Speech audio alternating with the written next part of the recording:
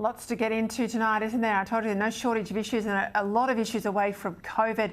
One of the ones I mentioned at the top of the show, big companies now wanting $1 billion fund to meet net zero. This is subsidies for renewables. We've known about those for a long time.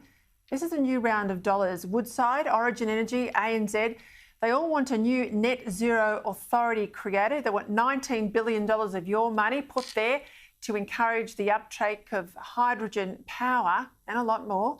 So his reaction, I'm delighted to say he's back on air tonight from Sydney, broadcasting legend, my good friend Alan Jones, who's got his show at 8 o'clock, but he kindly always jumps in here with me on a Monday night.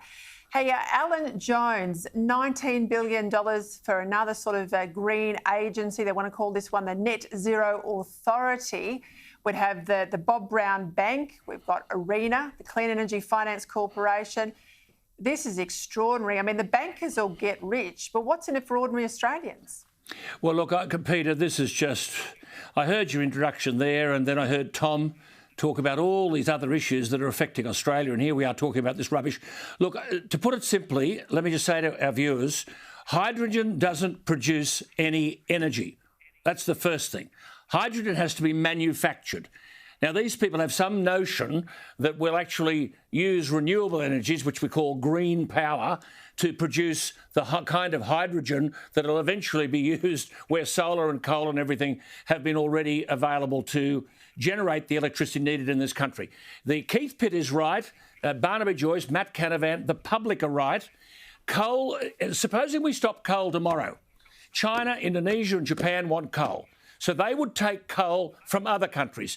Now, the fact is that we have coal, which is cheaper coal. It's got a higher calorific value, our coal, whether it's thermal or metallurgical coal. The thermal coal produces the electricity. The metallurgical coal is used for iron and steel. And its higher calorific value means we can burn less coal for more energy. We start then eliminating Australia from the coal equation, and you go to these other countries who'll continue to export their coal to China, who couldn't care less about carbon dioxide emissions and so on. And the carbon dioxide emissions, if that's what we're about, if they cause a problem, then they'll go through the roof. Then there's the talk, OK, well, what about, I see this left-wing outfit, the Grattan Institute, talking about agriculture. Now, agriculture produces 14% of all our greenhouse gas emissions, and if, as the lefties in the coalition want, that we'll have to reduce those emissions from agriculture by 35%. I just took some figures today. For example, we've got 26 million sheep. So what are we going to do? To work out 26 million sheep. By 2030, we've got to reduce that by 35%. Is someone kidding us?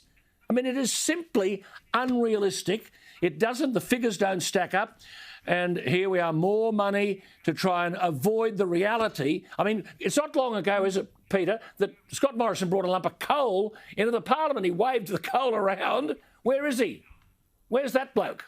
Well, let's not forget the coalition, and you know, I was there at the time, got into government, winning 25 seats off the Labor Party over 2 successive elections, opposing carbon taxes and green funds to the detriment of ordinary low-income working Australians. And here is that same coalition with very, very dim memories, 8 years on, getting back into this same fight. We know in New Zealand,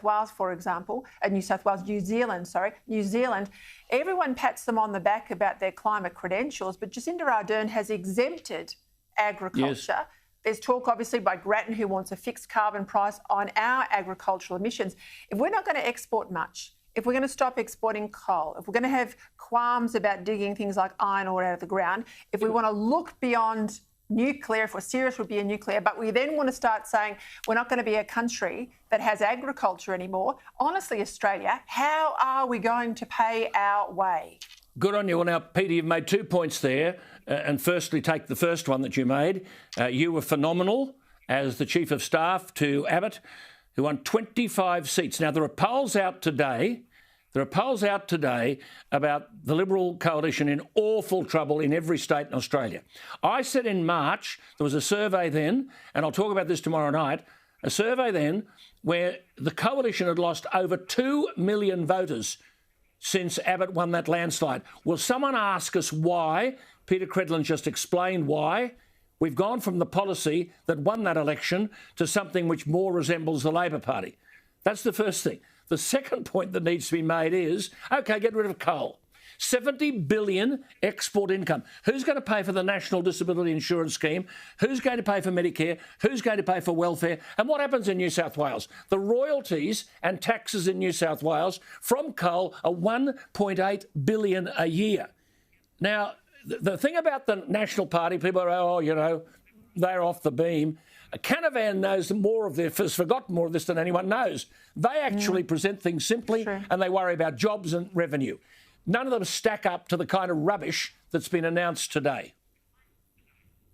We've got to pay for it all. I mean, my biggest grievance with all of this green politics is it's got to stack up and we've got to be able to pay for the lifestyle that Australians have. We don't want our children to be worse off in terms of standard of living than we are. And we are at a very vulnerable time with China in and around the balance sheet where we have a huge welfare state. I mean, this will be a huge battle royal won and Alan inside the coalition. Yeah, absolutely. And see, Peter, the other thing, I mean, they say, oh, there he goes again. Well, yeah, here I go again. What percentage, how many of those people in the Parliament of 150 could tell us face to face what percentage of carbon dioxide, what percentage of the atmosphere is carbon dioxide? What percent of the whole of the world? The answer is 0.4%. Now, of that, how much does the human being, the world, produce? 3%. 3% of all of that. And then little old Australia down here is 1.3% of 3% of 0.0. I mean, this doesn't add up. What is the story? This is an ideological argument that's taken over. It is a complete and utter hoax, and it is designed to change the nature of the economy of the world. And it's an attack on the economic viability of this country. It is a national economic suicide note. And as you and I have said, OK, get rid of coal if you like, get rid of the $70 billion. We've got debt, $2 trillion by 2024-25, according to UBS. How do we pay this debt? How do we pay our welfare? How do we pay for our education, our universities? This is a nonsense, and I don't understand why national leadership would allow this to get any currency. Hey, we have missed you. You are back fighting fit. I'm tuning in at 8 o'clock tonight, not going to miss it at all.